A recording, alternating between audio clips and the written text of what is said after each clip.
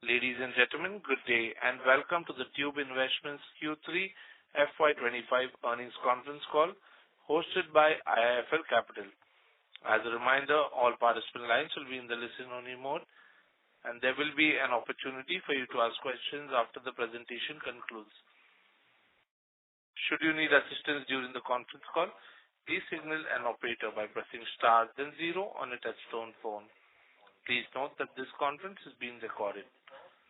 I now hand the conference over to Mr. Anupam Gupta from IIFL Capital. Thank you, and over to you, sir.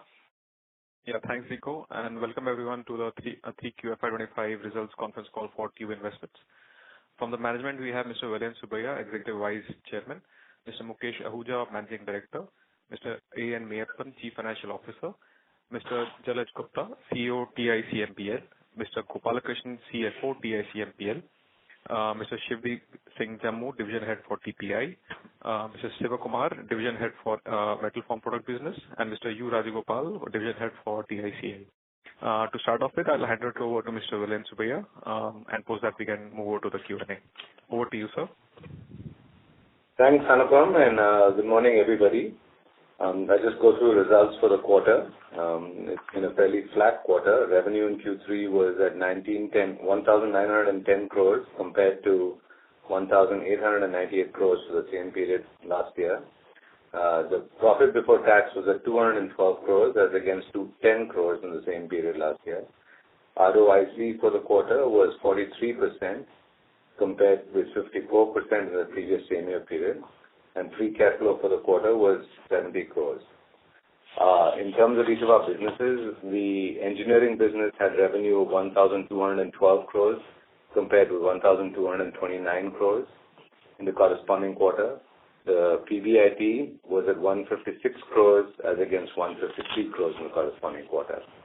The metal form business had revenue of 400 crores compared with 392 in the corresponding quarter last year. And PBIT was at 40 as against 47 in the corresponding quarter. Our bicycle business had revenue for the quarter of 142 compared with 147 in the corresponding quarter. And the loss was at negative 1 crore as against 8 crores in the corresponding quarter. Others had revenue of 252 compared to 219. And PBIT was at 11 compared to 14 in the corresponding quarter. At a consolidated level, revenue for the quarter was at 4,812 as against 4,197 in the corresponding quarter. And the profit was at 427 as against 395 in the corresponding quarter of the previous year. CG Power, a subsidiary in which the company holds a 58% stake, had a consolidated revenue of 2,516 crores as against 1,979, and the profit before exceptional items and tax was at 335 as against 264 in the corresponding quarter. Shanti Gears, in which the company holds a 70% stake, had revenue of 158 crores as against 126 crores in the corresponding quarter, and profit before tax was at 35 crores as against 24 crores in the corresponding quarter of the previous year. So, Anupam, let me stop with those comments, like you said, and we're happy to turn it over to everybody for Q&A. Thank you very much. We will now begin the question and answer session. Anyone who wishes to ask a question may press star and one on the touchtone telephone. If you wish to remove yourself from the question queue, you may press star and two. Participants are requested to use handsets while asking a question. Ladies and gentlemen, we'll wait for a moment while the question queue assembles.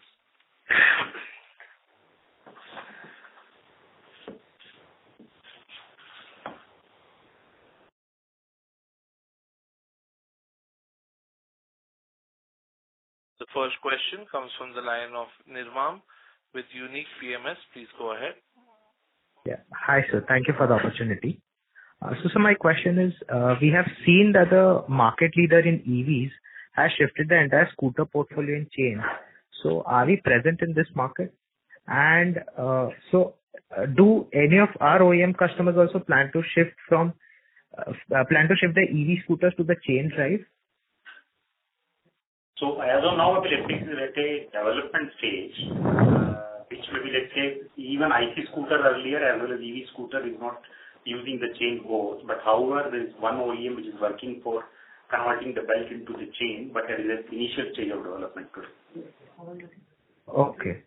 And so does this also bring back a focus to this chain market, given that chain might not get obsolete with EV?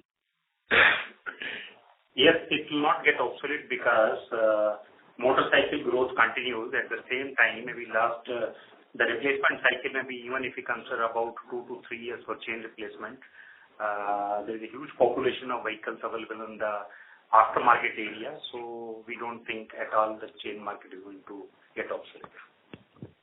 Okay, sir. Yeah, thank you. That's it from my side. Thank you. The next question comes from the line of Anupam Gupta from IIFL Capital. Please go ahead. Yeah, thanks for the opportunity. Sir, the first question is on the clean mobility business. If you look at both the three-wheeler as well as the truck side, the Vahan data suggests that the volumes were up Q1Q for third quarter versus second quarter.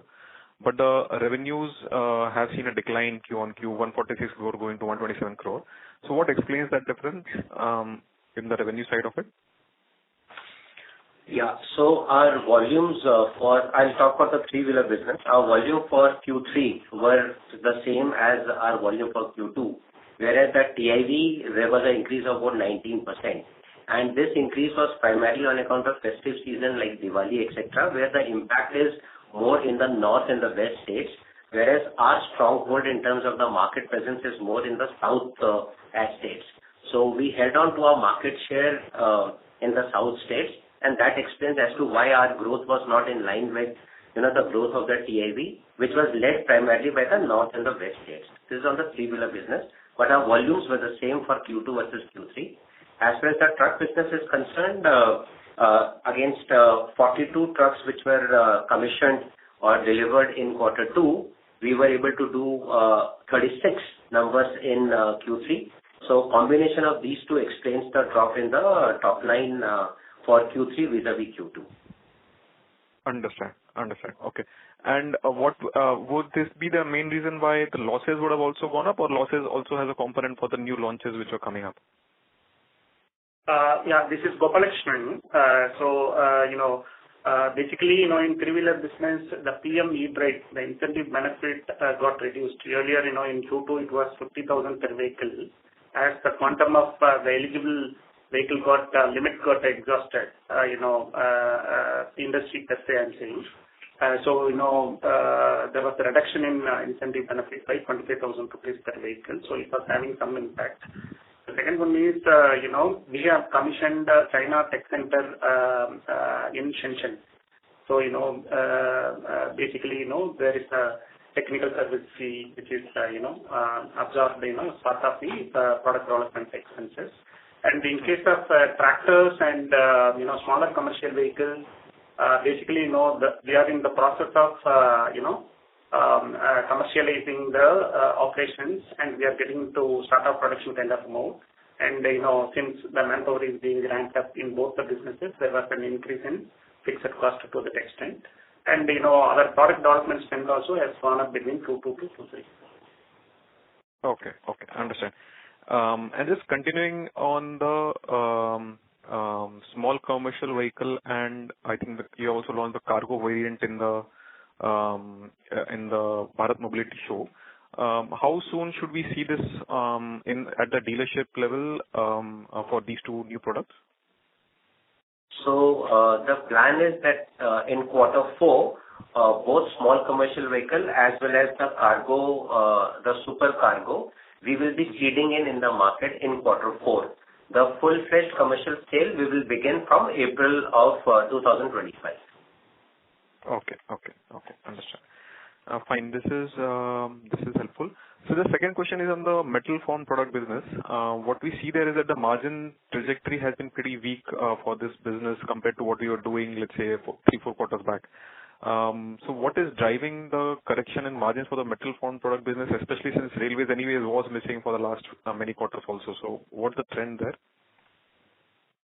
So So, Anupam, like you mentioned, one reason is railway, because of the pricing coming down. Second reason is TV growth was little down in the quarter 3 because of the model change and the year change, which the road frame business maybe has not done. He has done good in line with the market, but maybe that segment was not doing good in the quarter 3, and that's resulted into little bit drop in the margin, and which will come back. So, but what should be the, let's say, normal sustainable margin for metal form business? Assuming things are on track, then what should be the margins which one should assume there? At a PBT level, we'll continue to go around 10 to 11% band. That will be the margin, right? Okay. Fine. I'll come back in the queue, sir. Yeah. Thank you. Thank you. Before we take the next question, a reminder to all participants, you may press star and 1 to ask a question.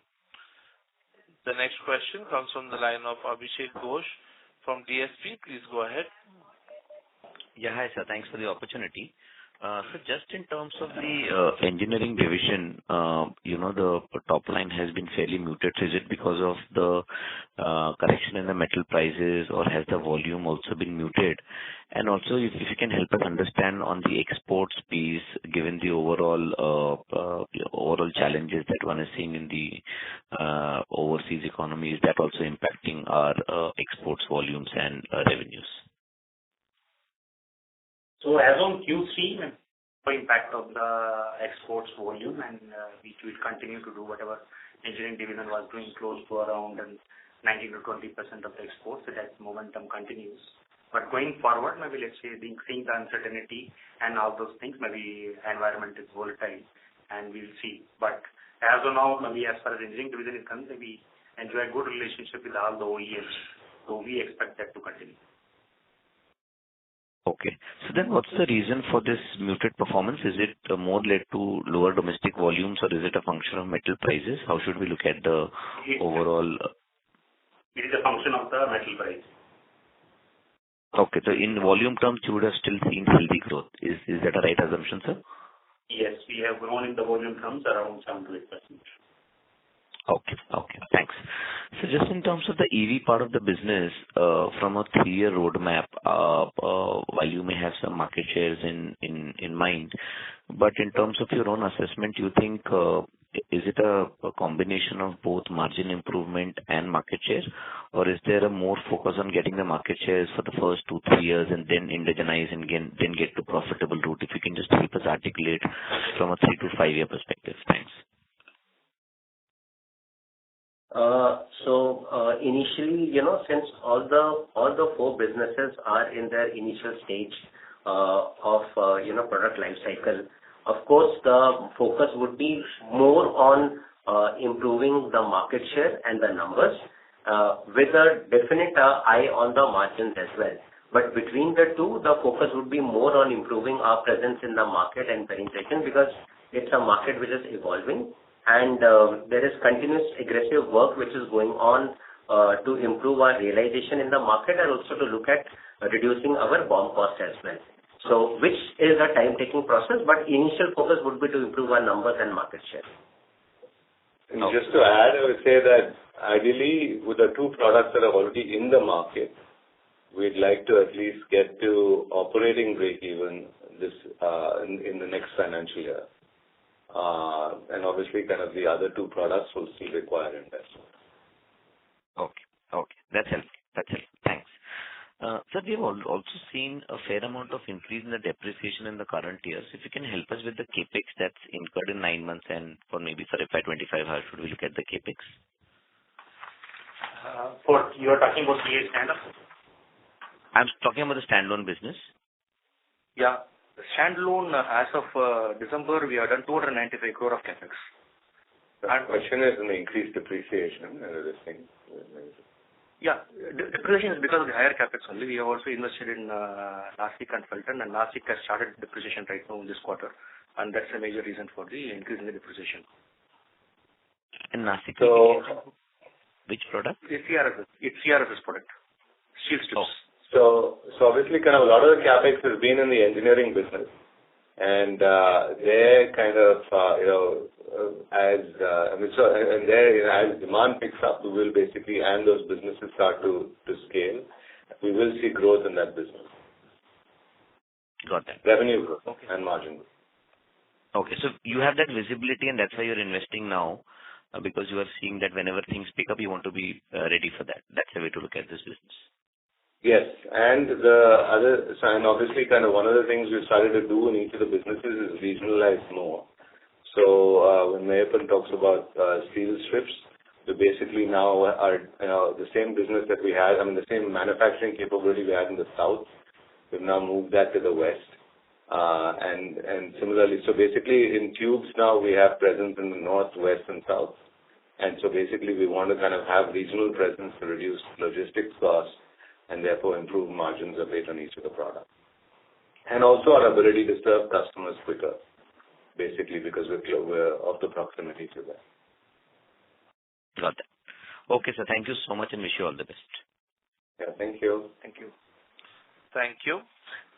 The next question comes from the line of Jeetu Punjabi from EM Capital Advisors. Please go ahead. Hi, thanks for this. Vellayan, I have a question for you, which is a bigger picture question. You've seen a slowdown across the entire segments, all segments of the economy and the business. You're seeing a lot of pressure across, even globally, you're seeing cyclically things are weaker.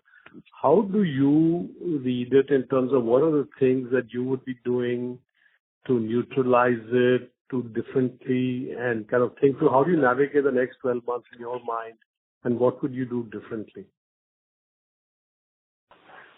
Yeah, so, I think again we got to, our preference in some of this is to take a slightly longer term view, right? And I do believe that longer term, things are still intact, obviously kind of there are macro uncertainties with what's happening globally, especially with kind of the changes in the US. But, I think as far as we are concerned, the thesis remains kind of intact, which is like, the core businesses, we need to look at a certain amount of diversification from them because otherwise we do see challenges in kind of in maintaining the levels of growth that we're used to. But I do think that, the broad thesis is continue to invest, diversify a bit, right? And, things will continue to kind of support the growth. I especially think in India, things will continue to support the growth. And I know there have been some negative reports of late, but I feel that India has enough strength to go into areas of growth, especially using India as a domestic consumption base and then using that as a way of getting to global markets. So I don't think that thesis is fundamentally. I still think that thesis is intact. Okay, and is there anything like in this environment? Would you do anything differently? Like, is the communication to the operating teams any different, or are you looking at newer opportunities where you think there's going to be more tailwind that is going to be more exciting going forward because of whatever changes the environment is seeing? Yeah, I'll tell you, if you separate out kind of, so if you take kind of the PI's core businesses, I almost put things in three buckets, right? Kind of PI's core businesses, kind of we start looking at opportunities for growth and what we should be doing from like a prudence perspective, right? PI's core businesses, obviously, what the numbers are reflecting is kind of a level of flatness where we would have expected kind of, more growth in the third quarter. That growth did not come. That growth, so basically the question is when will that growth come back? I don't think we have the answer to that. But I would just say that when the growth comes back, we're ready for it.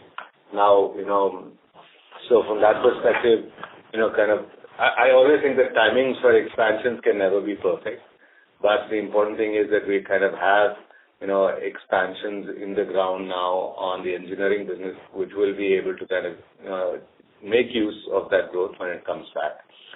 The second is obviously a level of softness on the export markets, but I just think that just means that we have to intensify our efforts on those markets. So I definitely think that the export markets, have to be a growth sector and will continue to be a growth sector for India. Third, in terms of new opportunities and how we look at them, I think my broader concern is that a lot of the new opportunities, especially if we look at inorganic, tend to be kind of very, very steeply priced right now, right? So I don't think it's a time to kind of get into too much of that at this stage, right?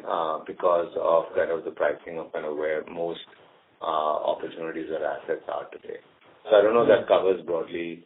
No, that does that. In fact, the point I was also trying to check is, are there acquisition opportunities in this weaker environment that might be there? And I hear you say that they're not priced rightly yet. That's correct. Okay. Thanks so much, William. Good wishes to you and the team. Thank you. Thank you. A reminder to all the participants, you may press star and 1 to ask a question. The next question comes from the line of Jinesh Gandhi from Ambit Capital. Please go ahead.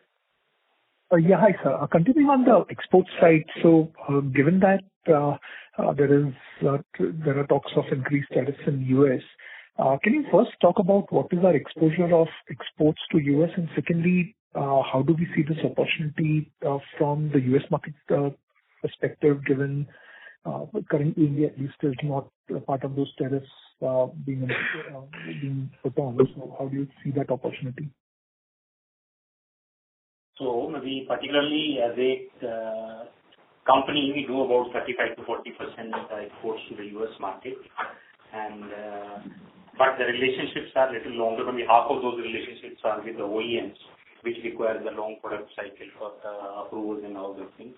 We don't see a challenge there, but coming to the balance is distributor side, maybe it depends on how the tariff pans out to be going forward, which none has the answer, and we are watching for it. Okay. So currently our exports are largely driven by engineering business. Do you see opportunities in other segments as well, like metal form and industrial chains as well? Yes, we see opportunity in the other parts of the segments. One is the bicycle business. We see the opportunity for bicycle, as well as in the metal formed part, we see opportunity. We are doing some product development in the chain business also for higher city bikes. There is opportunity over there. Got it. So would it be fair to say that the 20% export target which we were talking about has some upside risk as exports get more broad-based across businesses? So, like Mr. Vellayan was mentioning, we are ready maybe in terms of the capacity for maybe domestics as well as this exports market, and work is on the product development side. And like Vellayan said, that area of growth opportunity lies still in the exports in the vehicle. Got it. And the second question pertains to the ELCV, which we showed at the expo. We were also taking bulk orders there, and so any feedback from your dealer partners on the order booking which would have taken on the ELCV? So there were memorandum of understanding which were signed with the logistics provider, and those were for the deliveries in the next fiscal. As I said, as an answer to the previous question, in Q4, we are planning to seed in vehicles with some of these customers and other customers as well.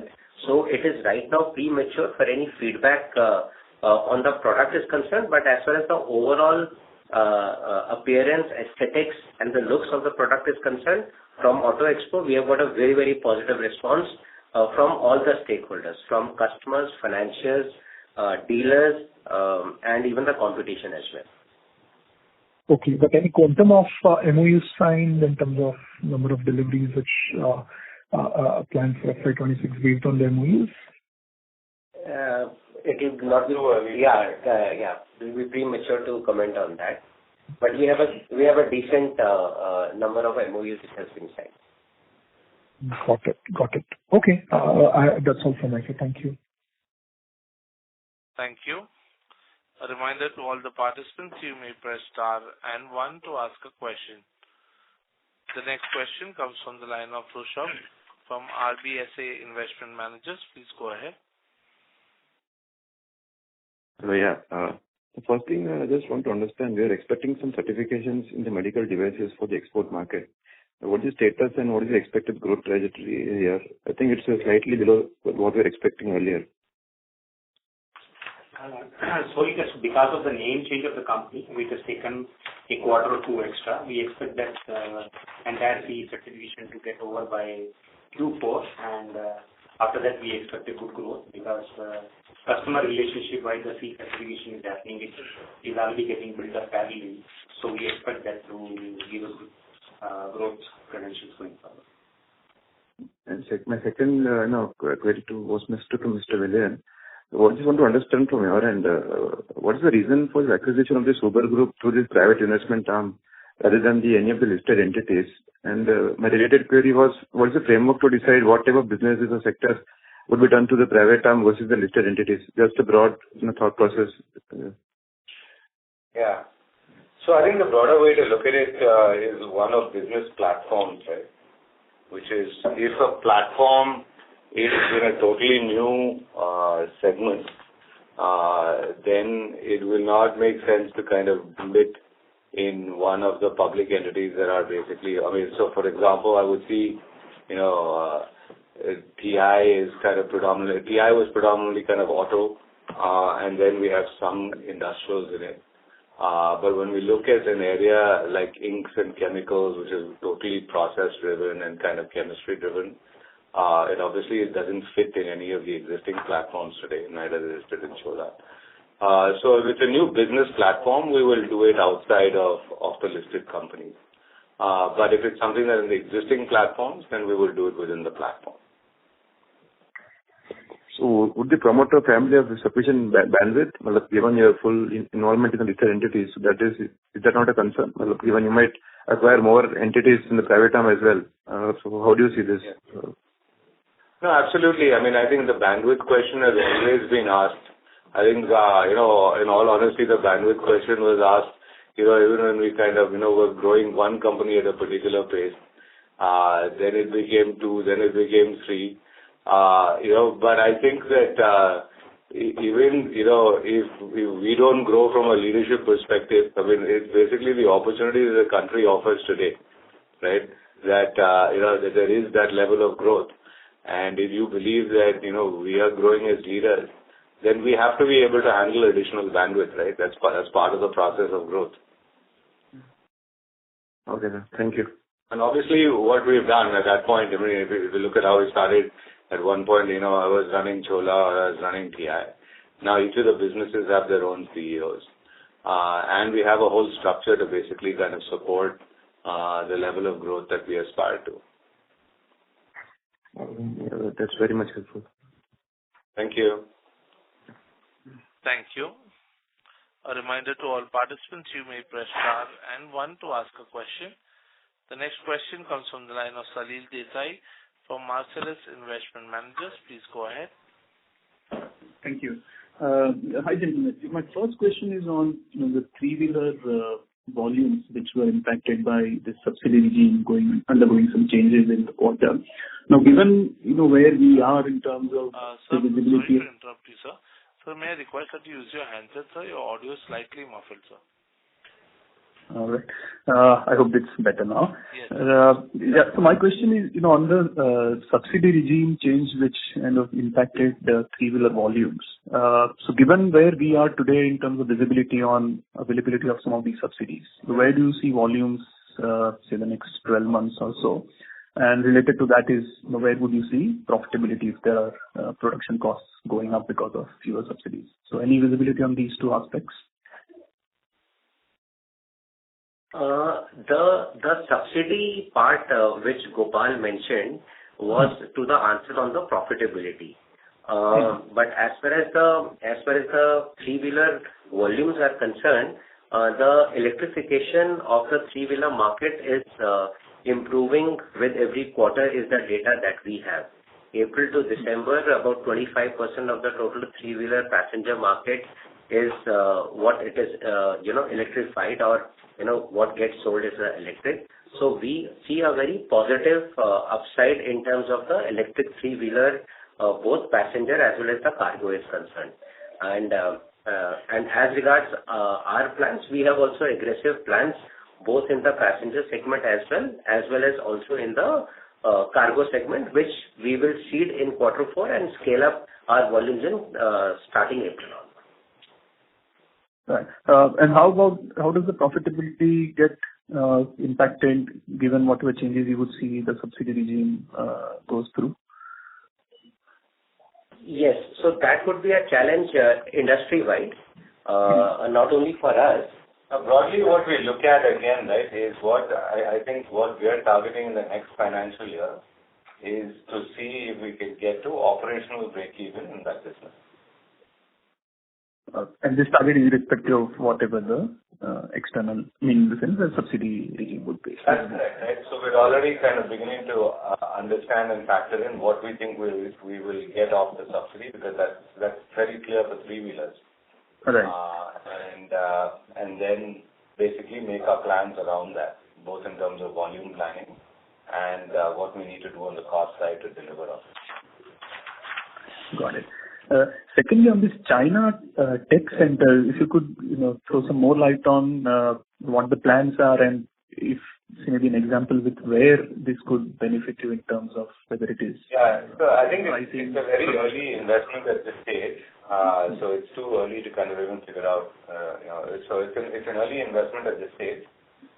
So I think let it develop, and then we'll have more comfortable giving commentary on that. Sure. And lastly, in terms of funding available at TICMPL, I'm sure the numbers fundraised were pretty large amount, but now we have, I think, from a losses point of view, almost 650 crores till date. And if the current quarter is say 100 that you would expect the next couple of quarters, then if you could just give us a sense of where or how much funding is remaining, any plans to maybe look at some more de-risking? So we feel fairly comfortable that we have enough runway for at least 2 more years. With the funds we have. All right. Okay. Thank you. Thank you very much. Thank you. The next question comes from the line of Nishit Jalan with Axis Capital. Please go ahead. Hi. Thank you. Thank you for the opportunity. My question is top-down on the whole electric vehicle space that you are looking to enter. I think we started into this business in the last 2 years and have made reasonable progress in some segments. So just wanted to hear your thoughts. In the last 2, you would have made certain plans when you started this business. Do you think you are on track, or there have been some disappointments on an overall basis?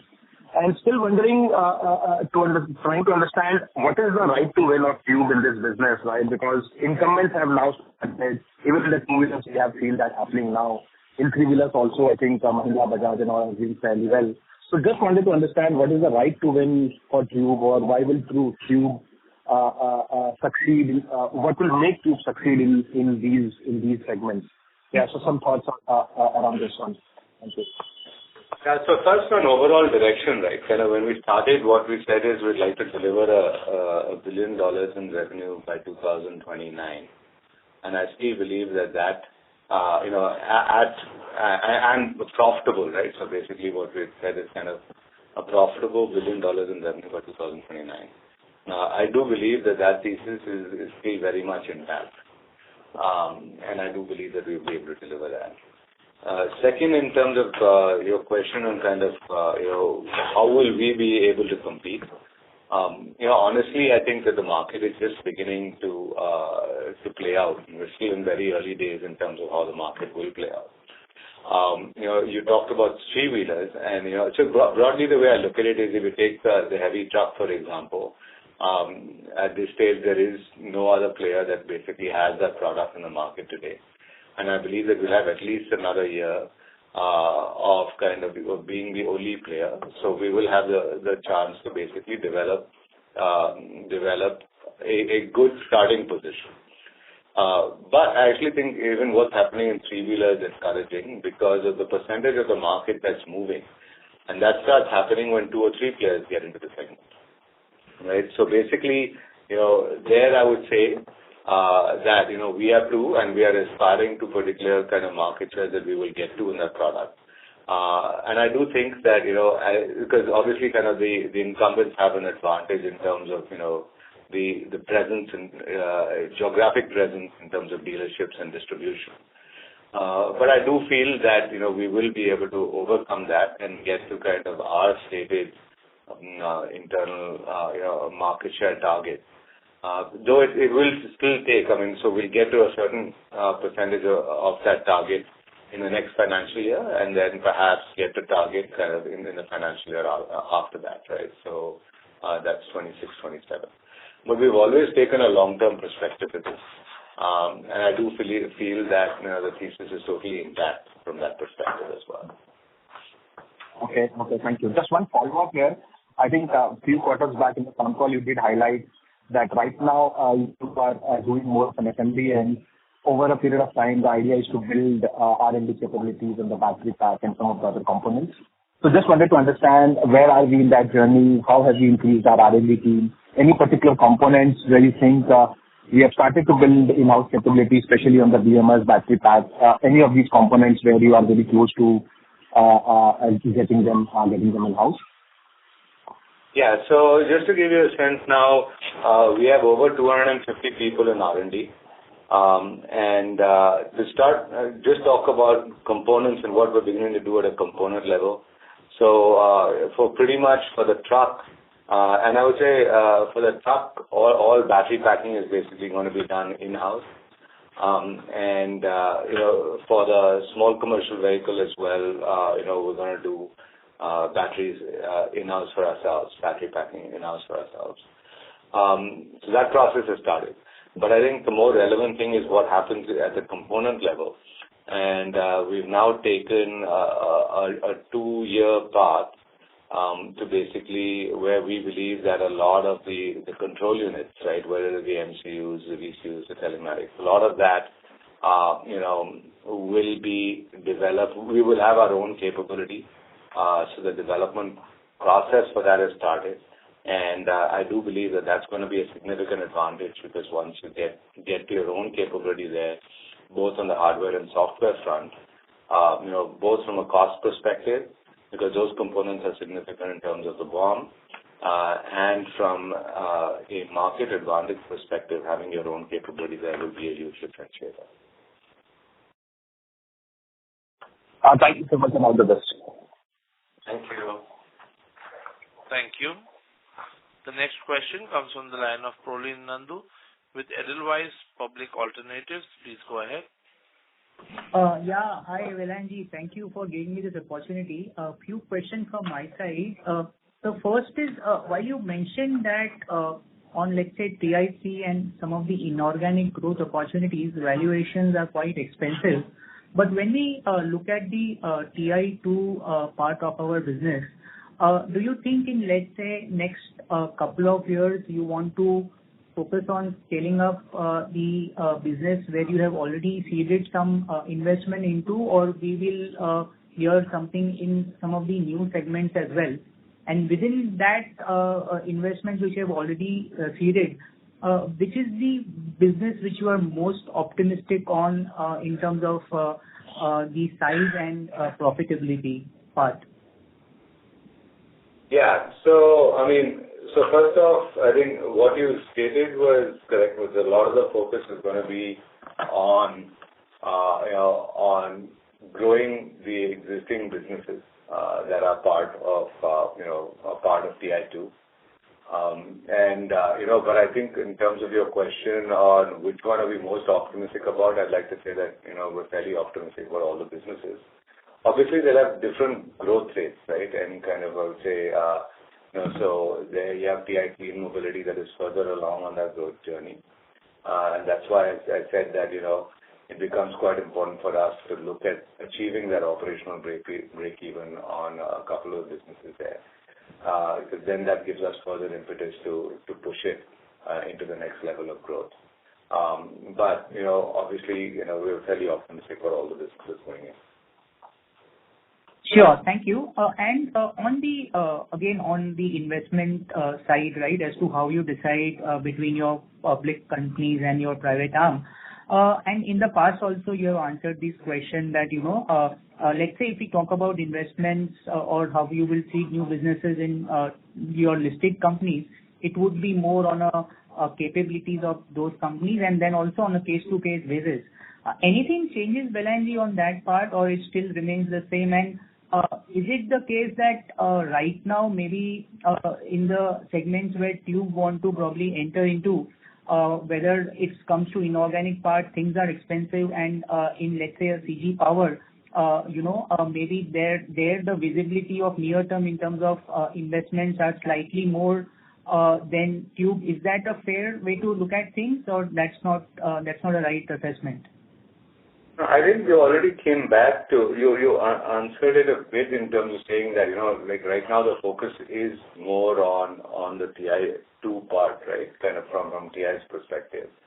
And we've got enough. So, I mean, obviously kind of, this is one of the challenges where depending on what we did, investors would also ask us the counter question, right? If we got into like 7 new verticals within TI, then the question would be, why are we getting into 7 new verticals, right? So definitely kind of the focus now needs to be to deliver on the current businesses we've got, right? What I've always said is kind of, at best, we can add 1 more vertical to TI. But otherwise, kind of TI has its hands full with the current businesses, and our focus needs to be on how we grow these businesses. Similarly, you can see from CG, we made 2 big investments there. The semiconductor, both on the packaging side as well as the design side, kind of, and so basically, once you've got in, then I think the focus needs to be on kind of growth within those segments versus adding new verticals, right? And so that comes back to the thesis on why we would not distract some of those companies with new areas versus keeping it in private entities. Sure. That's it from my side, Vellayan. Thanks a lot and all the very best. Thank you. Thank you. A reminder to all participants, you may press star and 1 to ask a question. The next question comes from the line of Anupam Gupta from IIFL Capital. Please go ahead. Yeah, thanks for the opportunity again. So just a couple of questions. Firstly, on the EV business, in one of the calls, I think a few quarters back, you had also mentioned that exports can be an opportunity for EV business as well, given the sort of costing we are able to achieve for trucks here. So how do you look at that exports for all the 4 categories which you are looking at, let's say in the next 2-3 years? Do you plan to go outside India for these products as well, or how do you look at that? Yeah, so I would say that the first thing, Anupam, is, so we are exploring, but, I would actually say that, so definitely if it is a 2-3 year horizon, yes, I do believe that we will look at it. But like I said, first is to establish a good, solid position here. But you're definitely right, in a 2-3 year horizon, we will look at that as well. Understand. And the second question, if you can just quickly update on the 2 things. So it is a small investment, so it's a Moshine. If there is any change we have been able to achieve so far, given the tough market, and also secondly on the optical lens business, if there is any update on that. So Moshine, we have not been able to. I mean, we've not been able to kind of, and honestly, kind of the whole electronic segment continues to be a segment that, I would honestly say that we've not been able to have that much success at. So the Moshine business definitely, it was a small investment, but, we've not been able to basically get it to any scale, predominantly because we still see a lot of that supply chain is controlled and managed by China in China. And so I think that's definitely been a huge learning for us. On the lenses side, I think it still continues to be an area we explore, but it's definitely going much, much, much slower than we thought we could basically kind of scale. And that's predominantly, again, I would say around learning curve on some of the new businesses and our ability to get some of these new businesses up to productivities and yields that allow us to get to the cost points of the Chinese. So Moshine, we understand that it's supply chain tough to break in, but optical lens, is it more of a production issue, or what is the issue which is plaguing the scale up here? So there are a limited number of customers, right, that are basically willing to just source at a lens level from India, right? Okay. So basically, we have two choices. One is to kind of double down and go into the lens modules also ourselves, right? And then be able to kind of get to a lens module, a full camera module, and then be able to sell that to a customer. So that is one choice. The second choice, obviously, is to just sell the lens to people who will then assemble into a lens module. And that's where there are limited customers. And that's the path we've been taking now versus basically going all up the chain to the camera module, just because we don't have the comfort, again, like I said, to match Chinese pricing, so that and if we don't have that comfort, we don't feel comfortable yet making that capital investment, in going all the way to camera module. So we want to basically see if we can get to efficiency levels with the limited customers we've got, right? That then would give us comfort that we could expand this product. But till then, we're not going to be able to expand on this. Sure, understand. Yeah, that's all from my side. So thank you. Thank you. Thank you. The next question comes from the line of Samyak Jain with Marcellus Investment Managers. Please go ahead. Hi, sir. Thanks for taking my question. Just two questions on the EV distribution side. Firstly, can you please update us on the latest dealership counts, and what is our target to take it for FY25 and FY26? Okay. So, for three-wheeler business, we have 88 operational dealers, and we are planning to wrap it up aggressively and maybe look at 100+ dealer by end of this fiscal. And we have aggressive plans for the next fiscal, which may not be appropriate at this point of time to share. When it comes to our small commercial vehicle business, we have issued about LOIs in about 15 cities, and we hope that those dealers will be operational by the end of this financial year. For the tractor business, likewise, we are looking at about 10 dealers by the end of this financial year. So this is about the three businesses where we are going to operate through the channel. Understood. And sir, in terms of your expansion plans of the dealerships, are we prioritizing any particular geography like the north, east, or west, or is it we are expanding pan-India level? So how do you think about when it's in terms of expanding the dealerships, prioritizing or throughout India? Yes. So it is varying from business to business. So, for example, in tractors, we have identified the states where we will be primarily operating in based on various factors, and it is those states that we are focusing in, as far as expansion of channel is concerned. Likewise, for small commercial vehicle business also, we have identified cities and geographies where we feel that electric small commercial vehicle will have a very natural pull, and therefore those are the cities that we will be focusing on. So it will all depend on which are the priority market and states, and accordingly our network strategy will also get driven by that. Understood, sir. That's it from my side. Thank you. Thank you. Thank you. The next question comes from the line of Vipul Kumar Shah with Sumangal Investment. Please go ahead. Hi, sir. Thanks for the opportunity. Sir, what will be the capex for electrical vehicles for next year?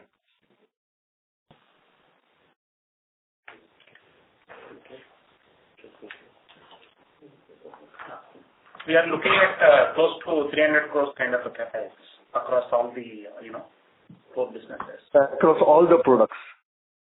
All the four. Yeah. And sir, would you repeat the sales figures for all the products which you had, at that time my line was disconnected, so Would you No, we repeat? didn't give the sales figures for all the products. Oh, you gave sales figures? Oh, you indicated a number of products sold for trucks, yeah? For trucks, yeah. So, truck, it was 42, and our for three-wheeler business, it was 1,837. Okay, sir. Thank you very much, and all the best. Truck was 36. My mistake, not 42. Truck was 36. Okay. Thank you. Ladies and gentlemen, as there are no further questions from the participants, I now hand the conference over to the management for closing comments.